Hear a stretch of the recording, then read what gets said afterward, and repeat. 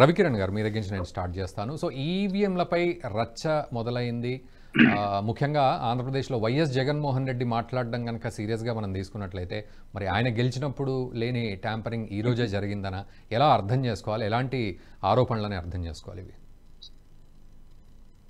రఘునందన్ గారు, ముందుగా మీకు తోటి ప్యానలిస్టులకి నేషనలిస్ట్ అధ్యక్షులను శుభ సాయంత్రం అండి. ఆంధ్రప్రదేశ్ లో ఓడిపోయింది ఆయనే కాబట్టి ఆయన ఏదో ఒకటి వంకలైనమ్మ డొక్కట్టుగా ఆడాల్సిందని చెప్పేసి ఈ రకమైన వ్యాఖ్యలు గత 4-5 రోజులుగా చేస్తున్నారు. 4-5 రోజుల క్రితమే ఏ వ్యాఖ్య చేశారంటే శకుని పాచికల్లా తయారైంది అట. ఈ మధ్య ఆయనకి మహాభారతం స్క్రిప్ట్ రాసే కృష్ణారావు గారి పేరు ఆయనకు ఉన్నారు. ఆయన స్క్రిప్ట్ రాసే ఆయన చెప్తున్నాడు శకుని ఏ రకంగా అయితే ఆయనకి ఏ నెంబర్ కావాలని మనసులో అనుకునేస్తే ఆ నెంబర్ పడిపోద్ది. అది అలాగే అంటే ఈవీఎం తయారైందంట. మరి అలా అయితే రాష్ట్రంలో ఇన్ని కోట్ల మంది 3,33,00,000 మంది ఓట్లు వేశారు కదా రఘునందన్ గారు. ఏ ఒక్క ఓటర్ అయినా సరే బయటకు వచ్చి నేను సైకిల్ కి వేస్తే అది ఫ్యాన్ కు పడిందని గాని, ఫ్యాన్ కి వేస్తే కమ్మకు పడిందని గాని, లేకపోతే ఫ్యాన్ కు వస్తే గ్లాస్ కు పడుతుందని గాని ఎవరన్నా కంప్లైంట్ చేశారా? ఏ ఒక్కడన్నా 2019లో జగన్మోహన్ రెడ్డి గారి భాషలో చెప్పాలంటే ఇదే భాష చెప్పాడు ఆయన. 2019 ఎన్నికలు అయిపోయిన తర్వాత అరగంట సేపు క్లాస్ పీకాడు ప్రెస్ కి, ప్రతిపక్ష పార్టీలకి. ఏం మాట్లాడతాడు చంద్రబాబు నాయుడు? ఏ పిచ్చి మాటలు మాట్లాడుతున్నాడు? ఇన్ని కోట్ల మంది ఓట్లు వేస్తే ఒక్కడన్నా బయటకు వచ్చి పడుతుందని అన్నాడా? అనలేదు కదా. ప్రతి ఈవీఎం ని పోలింగ్ బూత్ లో రాకముందు అసలు ఈవీఎం స్టోర్ రూమ్ లో లేదా జిల్లా హెడ్ క్వార్టర్స్ స్ట్రాంగ్ రూమ్ లో ఉన్నప్పుడు అసలు ఈవీఎం వచ్చినప్పుడు కూడా అన్ని రాజకీయ పక్షాలు పిలిచి అన్ని రకాలైన చెక్స్, అది ఫస్ట్ చెకింగ్ కావచ్చు, రకరకాల చెక్స్ అన్ని రాజకీయ పక్షాలు పిలిచి వాళ్ళు సంతకాలు పెట్టించుకుంటారు.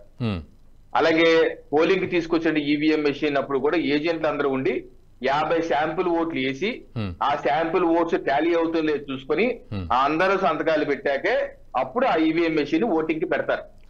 సో అక్కడ వాళ్ళందరూ అన్ని పార్టీ ఏజెంట్లు ఉన్నారు కదా. ఇదే విషయం జగన్మోహన్ రెడ్డి గారు చెప్పారు. నేను కొత్త విషయం చెప్పట్లేదు, ఆయన వీడియో చూసి చెప్తున్నాను. ఇదే చెప్పాడు. ఇంత పకడ్బందీగా జరిగితే ఈవీఎం ట్యాంపరింగ్ ఎలా అంటావు చంద్రబాబు నాయుడు? అసలు నీకు బుద్ధి ఉందా అన్నాడు.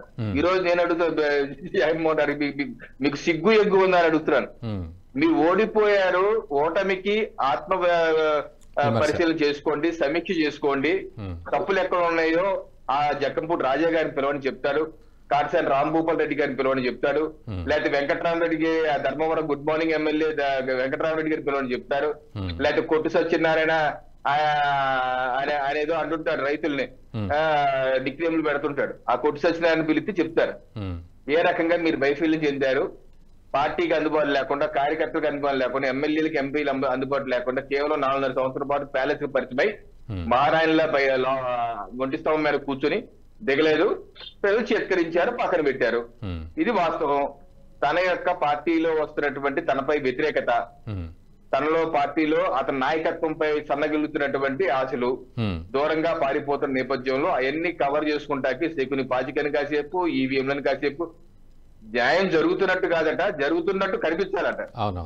కరెక్టే, నిజమే, దానికి కారణం. అలాగే మేము కూడా గత 5 ఏళ్ళుగా అడుగుతున్నాం కదా, పాలన చేస్తున్నట్లు కాదు చేస్తున్నట్టు కనిపించాలి కదా.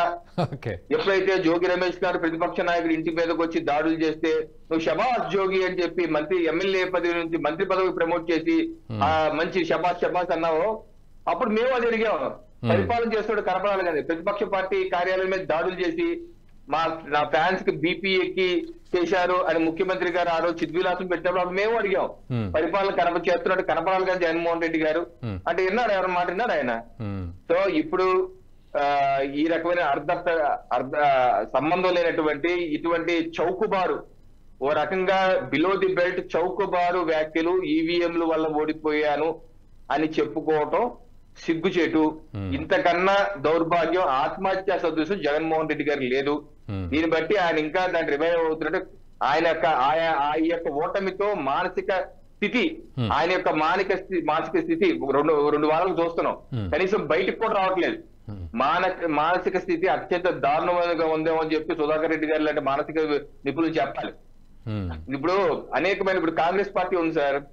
జూన్ 4వ తారీఖు ముందు, జూన్ 3వ తారీఖు ఎలక్షన్ కౌంట్ ముందు రోజు బఘేల్ గారు మాజీ ముఖ్యమంత్రి ఆయన ఏమన్నాడు, ఈవీఎం లో ఆల్రెడీ మార్చేశారు, ట్యాంపరింగ్ అయిపోయింది అన్నాడు. కౌంటింగ్ అని సాయంత్రానికి వచ్చేసరికి మేము గెలిచేసాం, హిందీ కూడా గెలిచేసింది, మా ప్రభుత్వం వచ్చేస్తుంది, ఎన్డీఏ ఏమీ లేదు, ప్రజలు మార్పు కోరుకుంటున్నారు, అందరూ వచ్చేయండి, చంద్రబాబు నాయుడు వచ్చేయండి, నితీష్ కుమార్ వచ్చేయండి, అందరూ వచ్చేయండి అన్నారు. వాళ్ళేమి ఈవీఎంలు పోలేదు అనలేదు. ఆ రోజు సాయంత్రం కానీ వారం 10 రోజులు కానీ ఎప్పుడైతే వాళ్ళకి బొమ్మ తిరగబడిందో, ప్రభుత్వం ఏర్పడిపోయింది, ప్రధానమంత్రి జీజాస్ సమిట్కి వెళ్ళిపోయారు. ఆయన యొక్క రెడ్ కార్పెట్ వెల్కమ్ అన్ని దేశాలు చూశాక మనసులో బాధ దుగ్ధ మొదలైపోయి ఇప్పుడు అదేదో ఎలన్ మాస్క్ అన్నాడు. ఎలన్ మాస్క్ ఏమన్నాడు, అతను ఏంటి మీరు అన్నట్టు పోర్టోరికా అనేది అమెరికాకి అనుబంధంగా ఉన్నటువంటి ఒక దేశం, అమెరికాకి సపోర్ట్ కానీ వేరే దేశంలో ఉంటారు. ఆ దేశంలో జరుగుతున్న ఎన్నికల్లో ఈవీఎంలు ఏదో వాడితే తేడా వస్తే అక్కడ కూడా వీవీప్యాట్ మెషిన్లు ఉన్నాయి, వీవీప్యాట్ స్లిప్లు పడ్డాయి, ఆ స్లిప్లు కౌంట్ చేసి చేసుకున్నారు.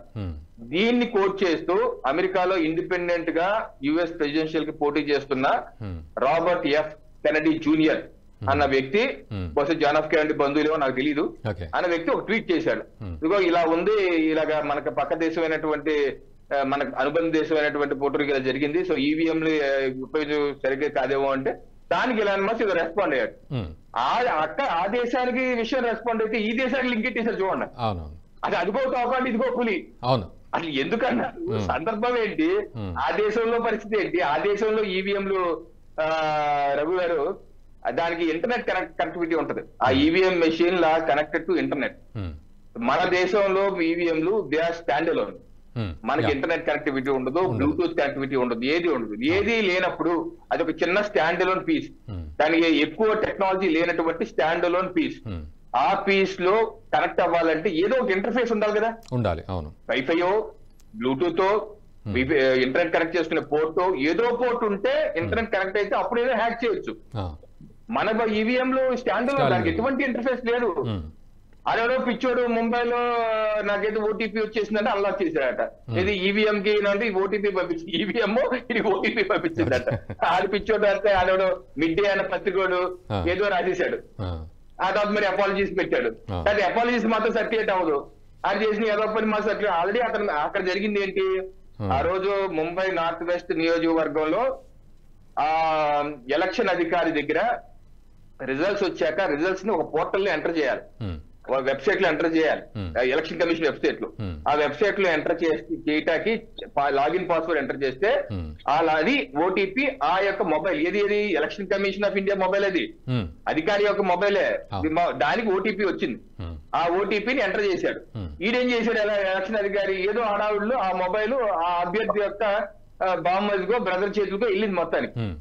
ఆ వెళ్ళింది అని చెప్పేసి ఒక ఇండిపెండెంట్ అభ్యర్థి ఏజెంట్ గా ఉన్నటువంటి కౌంటింగ్ గారు గ్రహించి ఆర్ఓ కంప్లైంట్ చేశాడు. ఏమంటే మొబైల్ ఎవరు పట్టుకుని అతని దగ్గర ఉన్న మొబైల్, వెంటనే ఆర్ఓ పోలీసు కంప్లైంట్ చేశారు. అతని మీద ఎఫ్ఐఆర్ బుక్ అయింది ఆల్రెడీ. జూన్ 8వ తారీఖు 7వ తారీఖు ఎఫ్ఐఆర్ బుక్ అయింది, నీ దగ్గర మొబైల్ ఎలా వచ్చిందని. దానికి అలా జరిగితే ఈరోజు ఓటీపీ ద్వారా ఈవీఎం ఓపెన్ చేసి ట్యాంపరింగ్ చేసి 48 ఓట్లతో గెలిచేశారని చెప్పేసి దుష్ప్రచారం. ఓటమిని అంగీకరించలేదు. ఇంకో విషయం అడుగుతున్నారు గారు, ఇప్పుడు ఈవీఎం రాక ముందు బ్యాలెట్ పేపర్ ఉంది కదా, బ్యాలెట్ పేపర్ తో 2 దశాబ్దాలు ఎన్నికలు జరిగినాయి కదా, అంత పారదర్శకంగా అద్భుతంగా అందరూ ఏకీభవించినటువంటి ఎన్నిక ఉన్నాయి ఏమన్నా? బ్యాలెట్ పేపర్ తో అద్భుతంగా జరిగింది. మనం ఎన్ని చూసామండి బ్యాలెట్ పేపర్ తో ఎన్ని, నాకన్నా మనం ఉన్న ప్యానలిస్టులు అనుభవంతో వాళ్ళు చెప్తారు. బ్యాలెట్ ఎత్తుకుపోవటం, గుద్దేసుకుంటూ వేసేటో, సిరా వేసేటో, కడప జిల్లాలో చేసింది, రాజశేఖర రెడ్డి గారి కుటుంబాలు చేసినాయి, ఇవన్నీ లక్ష్మణ్ గారిని అడిగితే అన్ని పోసుకొచ్చినట్టు చెప్తారు ఏం జరిగిందని. అప్పుడైనా బ్రహ్మాండం జరిగిందా? ఇప్పుడు సుప్రీంకోర్టు అదే ఉంది. వీళ్ళు పదే సుప్రీంకోర్టు దగ్గరికి వెళ్తే CJI chief justice of India ఇప్పుడున్నటువంటి మన సిజేఐ గారు చాలా స్పష్టంగా చెప్పారు, ఏదో సిస్టమ్ లో అన్ని సిస్టమ్ లో ఏదో చిన్న లోపాలు ఉంటాయి, లోపాలు ఉన్న కారణంగా మీరు అది తీసేయండి ఇది తీసేయండి అంటే కుదరదు అని అనేక మంది పిటిషన్లు వేస్తే పిటిషన్ వెంటనే కొట్టుబడేశారు ఆయన సిజేఐ గారు, ప్రస్తుతం ఉన్న సిజేఐ గారు. ఈ వీడియో మీకు నచ్చినట్టయితే లైక్ చేయండి, 10 మందికి షేర్ చేయండి, అలాగే కామెంట్ల రూపంలో మీ అభిప్రాయాలను మాతో పంచుకోండి. Nationalist hub group of channels ను సబ్స్క్రైబ్ చేసుకుని తెలుగునాట జాతీయవాద జర్నలిజాన్ని ప్రోత్సహించండి. ఈ వీడియో కింద ఉన్న బెల్ ఐకాన్ పై క్లిక్ చేయడం మర్చిపోవద్దు.